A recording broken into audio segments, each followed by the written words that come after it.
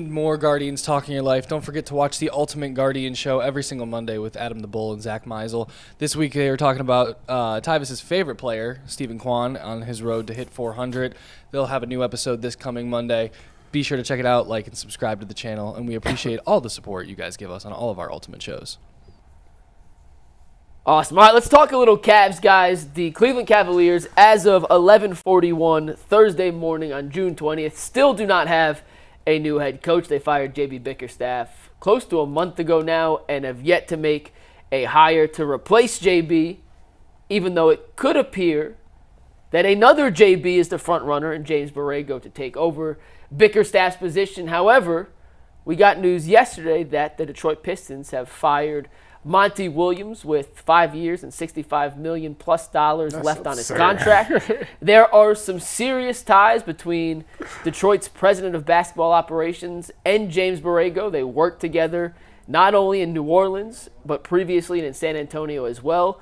Jason's friend, colleague, Shams, has tweeted out that the Pistons are expected to make a serious push for James Borrego. So, Jason, I want to start with you on this one in particular. How does the Detroit head coach opening and the ties between Borrego and Detroit's new president of basketball operations impact the Cavs' timeline and/or search to hiring a new head coach? I do think it's wrapping up. I think we could. It could come today. The Cavs could have an announcement today or tomorrow. I think, but I'm a little bit surprised that it's at times like. Okay, so let's go back. We talked about, like, I've said multiple times, what's the rush? There is no rush. But now I think that there may be – Detroit makes things interesting because, shout out to our Pistons writer at The Athletic, James Edwards, who messaged me like 3 or 4 days ago and said, hey, are the Cavs going to get Borrego because I think these guys are interested in him? And I'm like, there is no way they're going to fire Monty with all that money left on his deal. And by God, yesterday morning I was like, James is right. so there is the interest is real. Trajan Langdon in Detroit and his ties to Borrego. But I think the Cavs are so far down the path in this, it would really take a last-minute blitz. You talk about a 2-minute drill for Detroit to swoop in and try and get them, on top of the fact that this is still the better job. When we talk about the Cavs and Lakers job, which is the better job, the Cavs job, this is infinitely better. Detroit's a mess. This is an infinitely better job right now. So if you're trying to win, he came from a pretty rough experience in Charlotte, I think. Charlotte's just one of the black holes of the NBA. It's just the abyss where careers go to die. And to have an opportunity to work with top talent here, to work with a team that's been to the playoffs, I think has to be appealing to him. So I still think they land him. I think that it's pretty far down the road. But the Detroit thing certainly adds a last-minute wrinkle to all of this. Why would you? And by him, he means Borrego. Just so we're all clear, he means Borrego. Why would he want to go to Detroit? Because connections. Familiarity with the people around you and with the people above you. It makes a huge difference. In the NBA, especially, it feels like it's who you know. But you know what the most important thing is? Winning. Yes. Yeah. I just said Cavs has a better job. It's not even close. No, it's not. Like, I wouldn't even.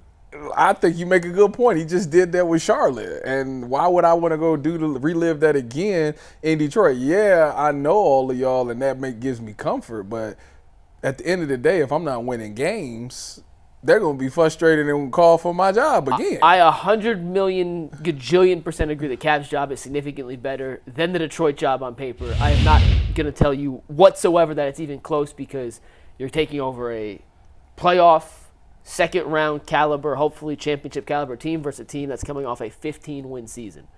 However, and once again, I'm just pointing out the side of it. I'm not making the case. I'm just pointing this out. Yeah. You go with no expectations. If you could get them even just be competent, that is something they haven't had in essentially a decade in Detroit. And if you like the young pieces on that team, they do have another top 5 pick. They have Cade Cunningham, who was a top pick last year, 2 years ago, 3, whatever it was. They have Jaden Ivey. They have some young talent. And if you're super familiar with your bosses, I could see a guy saying, okay, there's no pressure in this situation as opposed to walking into a pressure cooker in Cleveland or LA. I can see the appeal of it. I don't agree with it whatsoever, but I can see the appeal. So you say, why would he consider it? Well, I think that's why he would at least consider it. And here's the counter to that counter is he just did that in Charlotte. He walked into Charlotte to a team with some young pieces that wasn't very good, built them up into a play-in team. Now they got their doors blown off in the play-in tournament, but took a team that was the dredge of the NBA and got them up over 500. They went from 23 wins to 33 wins to 43 wins in back-to-back years. So he's been the rebuild guy. And a lot of times when guys have been the rebuild guy, they don't want to do rebuild again. Yeah. Now they want a chance to compete with a better roster. And really, you could say that about JB Bickerstaff. Yep. If he looks for another job, he'll say, I've been rebuild guy, now give me a contending team. And I think that's what Borrego will say. I don't want to go back and have to rebuild another team. I already did that in Charlotte. I proved I can do that. I want a team that can win right now. Counter to your counter to my counter is in Charlotte, he did not get fired for his on-court performance. He got fired because Michael Jordan did not think he was the right fit. Yeah. It was an ownership issue with that young locker room. If he goes to Detroit, he has that inherent tie-in and connection to Trajan Langdon, who's his guy, as opposed to being with a foreign owner. Counter to the counter to the counter to the counter to the counter. I like this. All owners are lunatics. Fair. And it doesn't matter because Gores is the one that fired Monty. Fair. Trajan had nothing to do with it. Fair. And you can't trust any owner. Okay, back to the real topic. Thank you. Come on, Back counter to to counter. and my counters, let's get back on topic, which is the Cavs' job significantly better than the Pistons' job if you're looking at it on paper. I want to talk about Monty Williams in a second, but before we talk about Monty, because I want to ask you guys if you think he should be a candidate the Cavs do consider, even if it does appear that they're closing the gap between them making a hire with James Borrego. I want to say this because Jason and I talked about this Tuesday after the Cavs show we taped. And I've been saying this all along, but it kind of came to fruition in my mind. And Tuesday was really the day it did. I know Kobe Altman said they weren't going to hire a coach before the draft. And that was what he said at his end of the season press conference. And I hear all the reasons to that. He said he's not hiring? No, he said don't expect. He said ideally we would have a coach in place by the draft, but that might be a little aggressive. Okay. Yeah. So he tried to play both sides, couch but it. He made it seem like there is a chance, and it still could be, that they don't have a coach by next week's draft. My point is, if after all your first-round interviews, which were virtual, and you brought in at least 3 guys that we know of for in-person interviews last week, how much more information do you need before making a decision on who should be the next head coach of the team? And if you don't know after having all these guys in person, what more do you need to know to feel confident? What about these 3 candidates are you still questioning? And then if you do have a guy in mind, what's the benefit in waiting? Because the longer you wait, the harder it is to assemble an assistant coaching staff, because most of those guys at this point have already either re-signed or figured out. They'll be able to pluck some people, but it becomes harder. If the decision is, well, we want this guy if Donovan resigns, or we want this guy if he doesn't, I have an issue with that, because you shouldn't be picking a coach based on one player. And if you're waiting to interview some surprise candidate or whatever the case may be, bring him in and interview him already. What are you waiting for? I just don't understand any benefit in this process of waiting. And the Borrego case, he's also a finalist in L.A., according to Woj last night, they haven't offered J.J. Redick the contract. Maybe the holdup in Borrego is he's looking at L.A. and saying, well, I don't want to sign a deal with Cleveland until I know if L.A. is going to offer me the deal or offer J.J. Redick the deal. And if that's the case, I don't want James Borrego coming in with Cleveland being his second option. I just think this whole timeline, it doesn't add up piece by piece by piece to me to maximize what's going to happen. Because if you're going to hire a new coach, Tyvis, I want him in there looking at draft prospects. I want him in there discussing potential offseason moves to see how pieces fit into what he wants to do offensively and defensively. I just don't see the benefit in waiting. I see what you're saying, because it feels like they got so many different variables that makes it look like they're hiring the coach for the wrong reason. You want to hire the best candidate that can help build your team that you feel is the best for your team. And it's so many different things that we're waiting on, where you just pointed out the Donovan Mitchell or James Borrego waiting to see if the Lakers offer.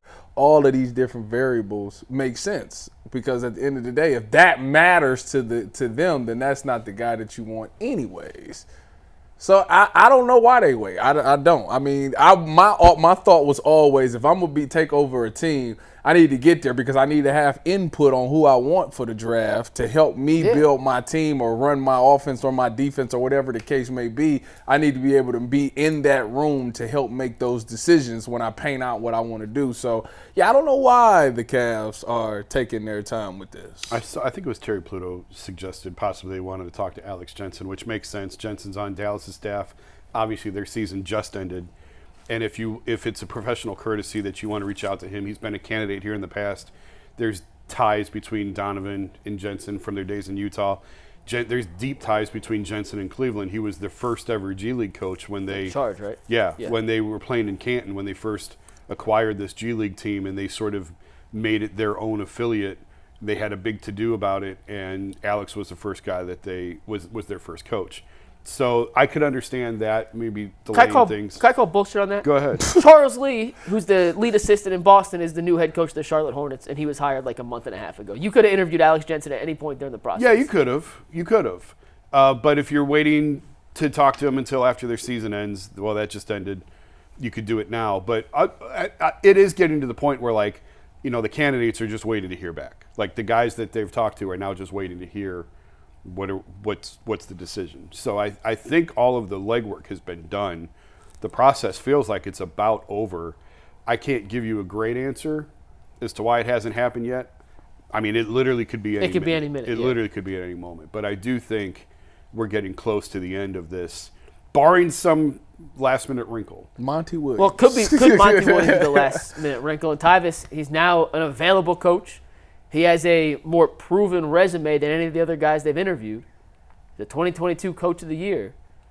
Do you think the Cavs, take out the fact that they may hire Borrego, Atkinson, or anybody like today. Let's just say he was available from the get-go. Mm-hmm. Is Monty Williams a guy you think the Cavs should consider to be their next head coach? Sure. I mean, why wouldn't you? I mean, he's got a great pedigree in this league, and he's done some great things. He just was with the Suns when they went to the finals against Giannis. The Bucks. Shout out to Giannis. But if you look at that Phoenix team that he had that went there, maybe you can look at them and say it could be kind of like Cleveland, you know, they had Devin Booker, you got Donovan Mitchell, they had Chris Paul, an aged Chris Paul. Maybe Darius can get back to that type of play style. They had a smaller, undersized big man in Ayton. And you could look at Evan Mobley and say they're about the same thing with that. So maybe you could look at those pieces and say he was able to make it successful with them. Maybe he could do the same thing with the Cavs. And I think a lot of people respect what he's doing with him as a coach because of his history in this league. So, yeah, you definitely can take a look at him. I don't know what he would say, but, you know. When a coach gets fired after 1 year, it damages the coach. Yeah, no kidding. It damages his reputation. No kidding. Around the league. And I saw it firsthand here with Mike Brown when they brought Mike back and then fired him after a year. And the Monty thing in Detroit's going to have a little bit of a stench on it when you fire a guy with that much money left. And, you know, he basically told you at the introductory press conference he took the job for the money. He turned him down. And Tom Gores gave him a Godfather offer that he couldn't refuse. And finally, with so much money, Monty said, okay. It was the richest, at the time, Yeah. It was the richest coaching contract in NBA history. The Pistons were obsessed with getting him. And when you take a job just for the money, when you overpay to the point, Deshaun Watson in Cleveland. Hey.